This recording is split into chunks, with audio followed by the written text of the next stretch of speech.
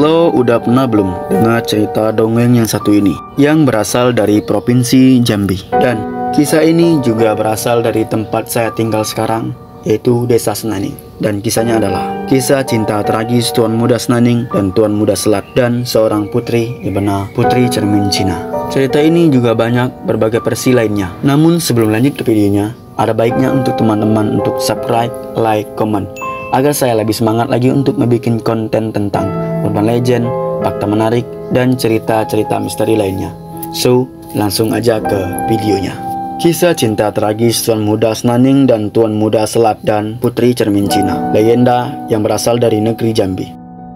Cinta adalah perasaan yang indah, tetapi juga bisa menjadi sumber penderitaan. Itulah yang dialami oleh ketiga tokoh utama yang diceritakan di dalam cerita ini, yaitu Tuan Muda Senaning, Tuan Muda Selat, dan Putri Cermin Cina. Cerita ini berceritakan tentang kisah tragis antara mereka, serta dampak pada keluarga dan masyarakat mereka sendiri. Dan ceritanya entah ya entah tidak juga, kita udah tahu yang namanya dongeng. Yang penting kita senang dengar cerita khas dari berbagai desa-desa lainnya. Oke, lanjut ke ceritanya. Dahulu kala, di wilayah Jambi, ada sebuah kerajaan yang dipimpin oleh sang raja yang bernama Sultan Mambang Matahari. Sang raja memiliki dua pasang seorang anak yang bernama Putra Bujang Selat dan yang Putri Cermin Cina. Tuan Muda Selat tampan tetapi dia ceroboh, sementara Putri Cermin Cina cantik, baik hati, dan lembut rupa.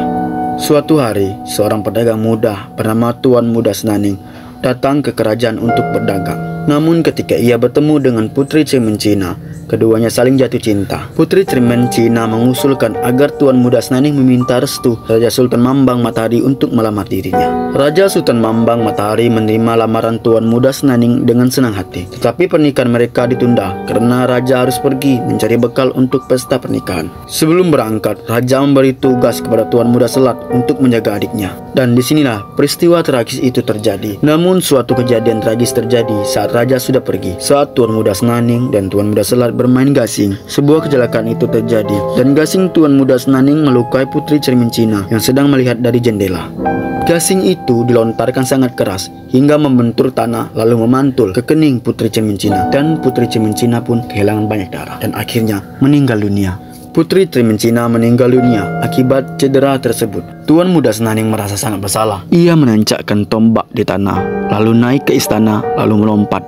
Dan tragis, hari itu dua orang meninggal secara tragis. Dan bersamaan juga, Tuan Muda Selat merasa bersalah atas kejadian tersebut dan pergi tanpa tujuan yang jelas. Raja Sultan Mambang Matahari tiba kembali dan merasa sedih atas kematian Putri Cermin Cina. Ia dan pengikutnya meninggalkan kampung mereka dan mereka mendirikan kampung baru di tempat yang diberi nama sekarang adalah Dusun Tengah Lubuk Ruso. Cerita ini juga banyak berbagai versi lainnya. Yang mau cari tahu lagi tentang kisah ini, searching aja ke Google.